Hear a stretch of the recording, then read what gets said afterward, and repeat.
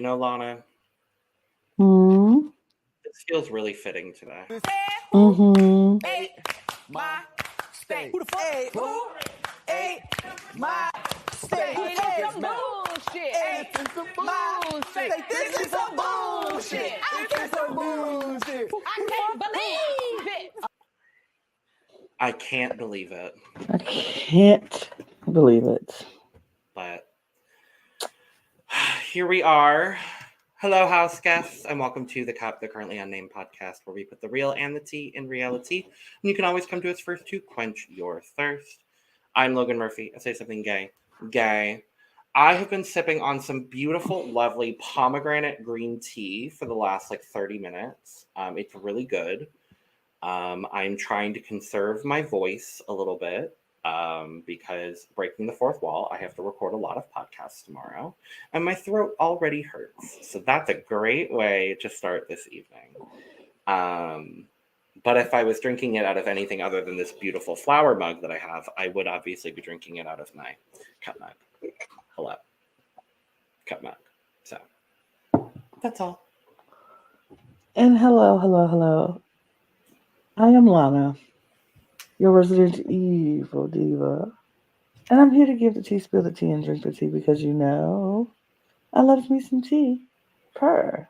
And if you have some tea, you know what to do. Hit me up. I am just currently sipping on some water because hydration is important, and it was the closest thing to grab at the time. I was grabbing something to drink, so there we go. And you can get your cup mug that Logan was talking about at lanagcreations.etsy.com. The link is in the description below. And not just the cup mug, but all of our cup merch, period. And we do ship internationally and domestically, so there are no excuses. I'm talking to everybody. Get your mug. Period. And we are finally back. A little later than we normally do on a Monday, but we weren't even going to go live today, y'all. But there is someone that exited the game yesterday that we do truly think deserves her flowers. So we're here to talk about Felicia. Point blank in the period. We're here to talk about Felicia Cannon. Felicia Washington Cannon Fields. That is who we are here to talk about today on this occasion. And I did not have any mustard seed in my pantry. The closest thing I had was ground mustard, and I almost grabbed it, but I did not. The closest thing I had was regular mustard. I did not grab it either. I love having ground mustard in my spice cabinet. It's very nice. But we are going to talk about the very unfortunate Final Four eviction. This is not going to be an informative episode. Nope. This is not going to be a full episode review. Nope. Because we don't care enough. Nope. And the season is almost done. We have 3 more days to deal with. Thank God. Yep. If you caught my review the other day, this is going to be the same. We're not going to give you all the information. I just have somebody to talk about it with this time. Logan didn't have me. I didn't have him. And now we're back together so we can not give you information together because we're not doing it. I took a weekend off and I was sad about it because I did want to talk about Sari leaving last week, but you feel free. I'm at the end of the well, I will give my thoughts, but first subscribe because we've been here all fucking season, and we might be back here sooner than we think. Yeah. God, please, for the love of God, please let it be in February. If y'all haven't seen, there are now rumors of something Big Brother related, Big Brother adjacent happening in the winter. We will probably find out on Thursday. I'm just praying they give us enough time to recover from this 100-day fucking season. Praying for it. But we can talk a little bit about that later because there's not much other than Felicia to talk about. But no, I mean, I'm just very thankful, that Cirie agreed to do Big Brother. Because I don't think, after we all saw the Traitors, and after we saw her win Traitors, I don't think any of us really, truly believed we would ever see Cirie on TV again. I know I didn't. Well, And the fact that she was there, the fact that we got her for 93 days, insane. like, I'm thrilled, and I'm very thankful to Cirie for doing that for herself, for her son, and for us. Because, I mean, Cirie is and will always be probably my favorite Survivor player. Now, is she my favorite Big Brother player? No. I'm going to be real honest. She's not.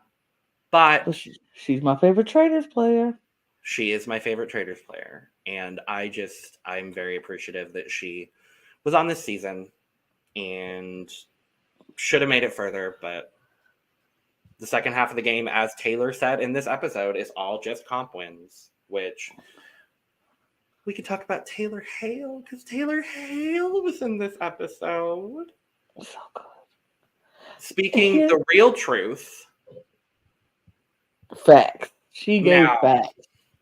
Because when Miss Chen Moonves over there was like, none of the final four have any enemies in the jury, I'm like, okay, so Julie really has not watched this season. Right. I was like, well, Julie, that's not true. Well, Julia, you're wrong. And Taylor clocked your tea. Right. She was like, Jack has some not so many, some enemies in the jury house. Just a couple. Bowie Jane has some enemies in the jury house. Matt does not have as many enemies in the jury house as the others.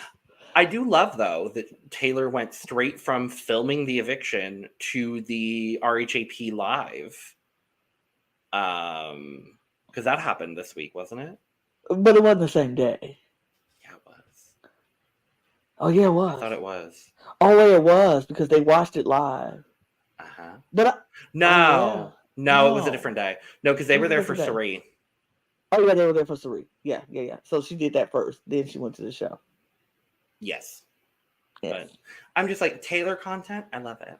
Love it. Taylor and Zach Wurtenberger content, kind of here for it. To be honest. I mean, with Derek and Claire too, like, I loved it. Did you see, on a side note, not Big Brother, but Survivor related? Speaking of, go follow our coverage of Survivor 45 as well as Survivor UK 2023, available on the Cup TV. Did you see Austin's mom was there too, and like meeting all of her like the people that she's been a fan of for years? Austin on Survivor 45. Mm-hmm. Oh wow. Yeah, her mom or his mom was going around because she's a huge reality TV fan, which I guess is probably where Austin gets it. Exactly. But she was like nerding out. I followed her on Twitter, and it's honestly one of the most like genuine, wholesome people that I've followed in a long time. Because she's just like, oh my God, I'm meeting all my favorite people. This is wild. And I'm like, yes, I know, girl.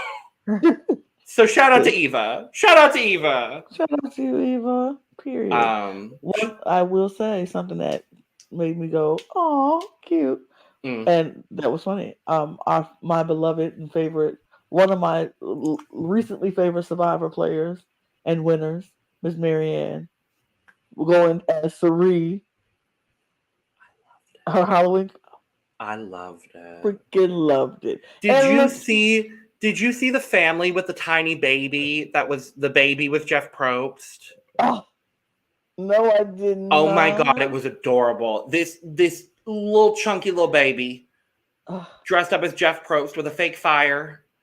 Oh, that's so cute. It was the cutest thing I've ever seen. So many people either going this year as Cirie in her robe, and I should have thought about this. I should have been Cirie's missing veto chip for Halloween. That would have been cute. Very topical, very of the moment. I saw a lot of Cirie's veto chip costumes, and I'm like, y'all are doing it.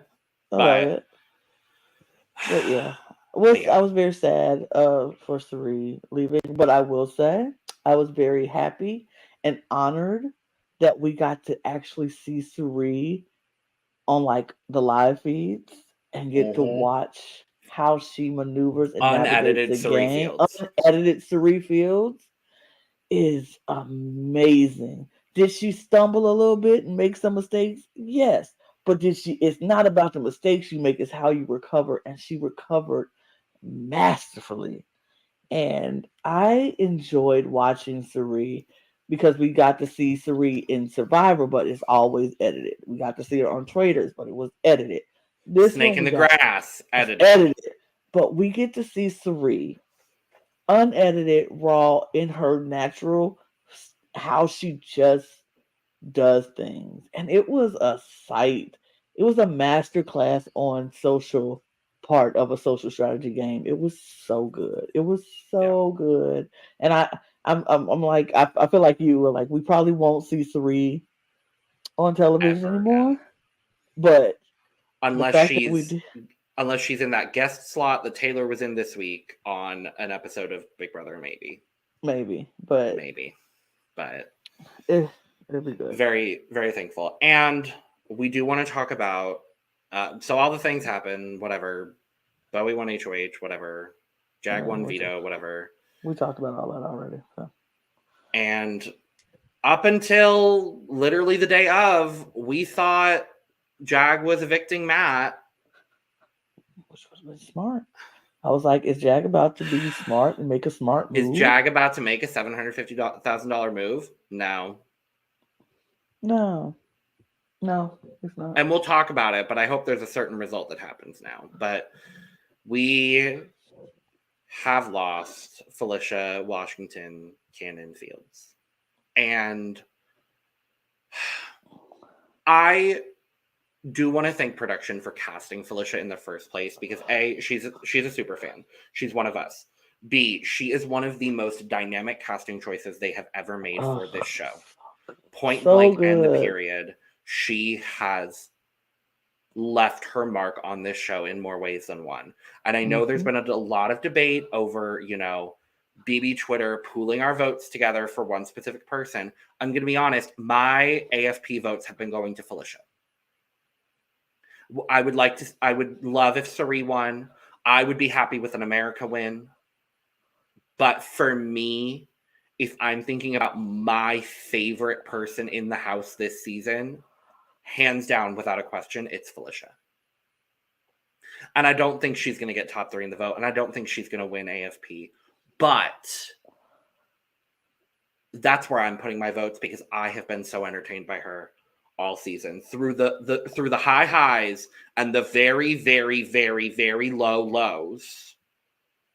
It has been a struggle sometimes being a Felicia fan on this season. But she is an incredible woman. I'm so happy that she got to play this game. And knowing what we know now about what she's been also privately dealing with throughout this season, it just makes me adore her even more. I can understand that. She has definitely been someone who I have been rooting for. I wanted to see her and Sari make it to that end. I wanted to see them sitting in that final 2 seat. I wanted them to prove a lot of those people wrong about them. I wanted to see that moment of 2 Black women over the age of 50 sitting in that seat at final 2. Just I wanted them to do that. Yeah. But unfortunately it couldn't happen. It didn't happen. And I was very much entertained by Felicia this entire time. Sure, it was some moments where I was like, girl. But it was, even in those moments, I was like, girl. But And that was all of our faves this season. Yeah. That was Felicia. That was Sari. That was, for me, Corey in America. That was, for me, a little bit Blue. That was Mimi. That was Izzy. That was Heisem. That was Kirsten. That was all of our faves. Yeah. But yeah. I'm just thankful for Felicia being there. Because Felicia and Sari, among a couple of other people, have really made this 100-day season bearable. And the way the show's never going to show it, but the way she has been mistreated by Jag, Matt, and Bowie over the last week is just absolutely unexcusable. And Okay. I think it's time to put the banner up. Go for it. I think it's time. I support you in that, and I'm just going to sit back and listen. I think it's time. I gotta find it. I don't even know where it is. It's Go Survivor. I know it's. Okay. I have to do it, and it's time. Yep, it's time. Yep. Because here we go. I find it very disgusting. And I find it disgusting when they do this to anybody. And this is not just because it's Felicia, but when they do this to anybody who is on the block or somebody who they are trying to, get out, or they don't. When you isolate people, that's kind of gross. That's number one. But then you make comments like, they served their purpose. They cooked for us. They fed the dogs. Like Felicia and Sari were your hired help. That's disgusting. Yeah. I don't care. And the fact of the matter is, she did feed you. Yep. She did clean up after you. She did do those things for you. And even if you're going to evict her, you could at least have the decency to treat her with some respect, because she earned that in that house. She earned that in this game. She earned that by making sure you were taken care of this entire season. She could have just as easily not cooked for none of y'all. She could have just as easily went in that kitchen, cooked her up something real nice for herself, and put it in a plate for her and moved on. But she took her time to cook for the house. The whole house. From the very beginning. She has earned the respect.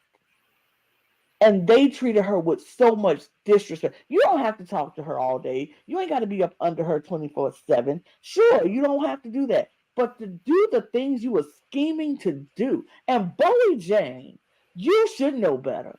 With your grown self, you are too big of an age to be sitting there acting like a child.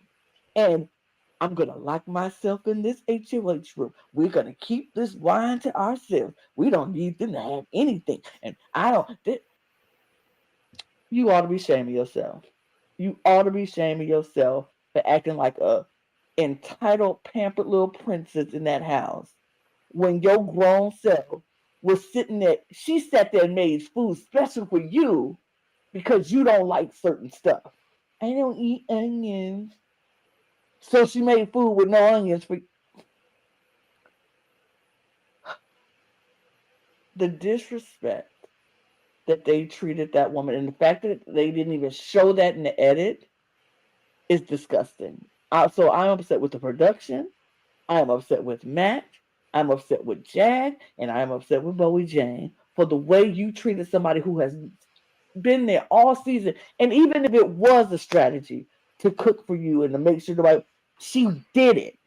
And she earned your respect.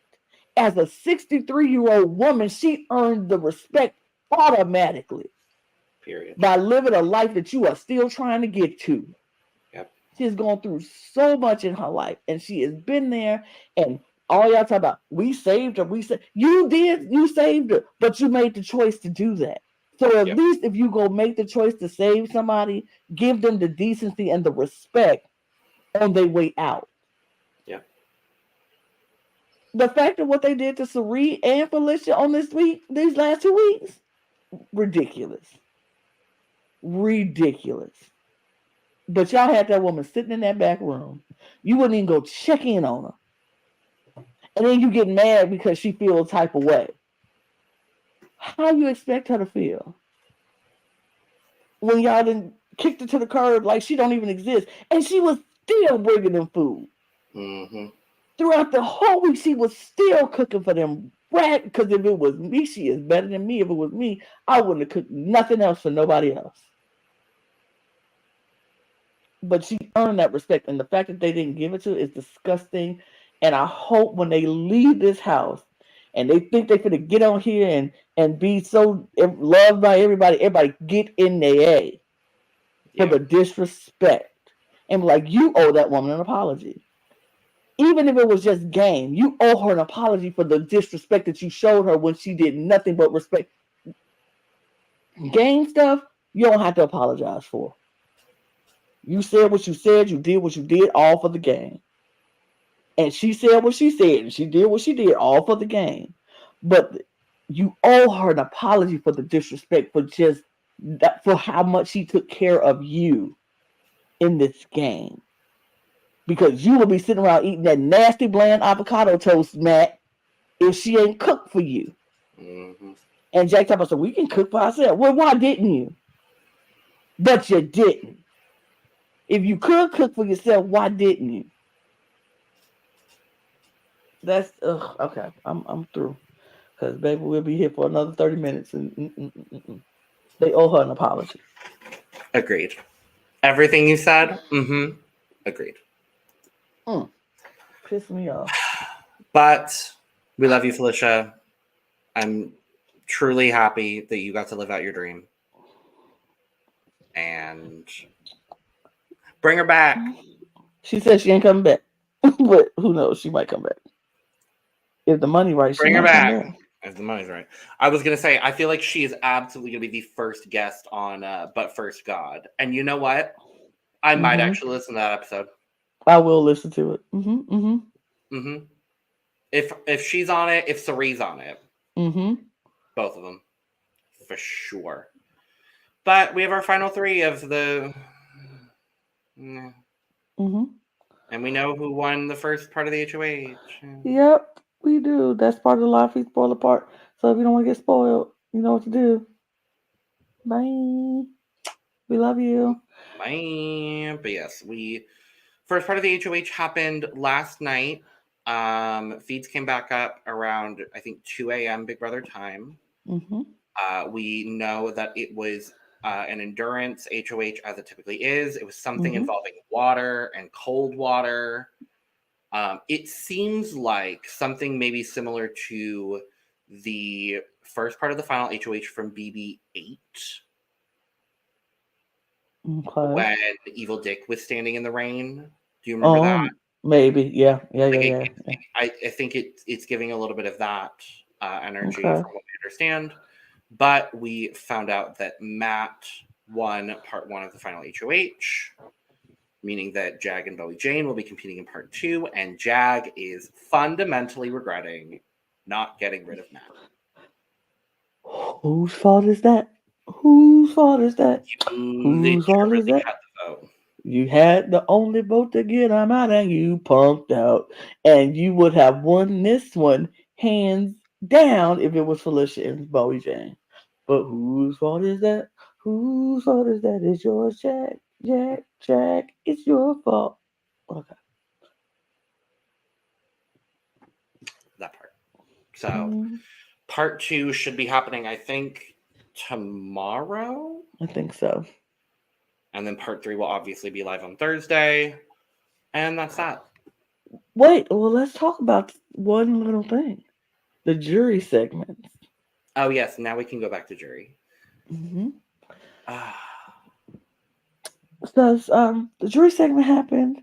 I went back and watched Thursday's. Well, the jury segment when Cerie was out. Yeah. And when everybody was coming in. And Cameron got a really good read on who is the boot order. And I was like, If Cameron wasn't so fundamentally unlikable, I would be a fan of his, probably. He would have a really good... If he wasn't unlikable and he actually was able to stay in the game, he would have a really good read on this game. Because he knew what was going on. He did one thing that I liked. He really did. He did one thing that I liked. he lied to production about his plan because he didn't want nobody to talk them out of it because he has felt and seen how production is playing in this game. And I'm like, very smart. And future house guests, a lot of production. Don't tell them your plan. Yeah, don't. Because then you'll turn into Jag, who was in the DR and probably got convinced to Keep take out Matt. Felicia instead of Matt. But, you know, Right. If this is what you want to do, if that's your plan, don't tell them what your actual plan is. Don't tell the house guests what your actual plan is. Let everybody be surprised. That's what Cameron did.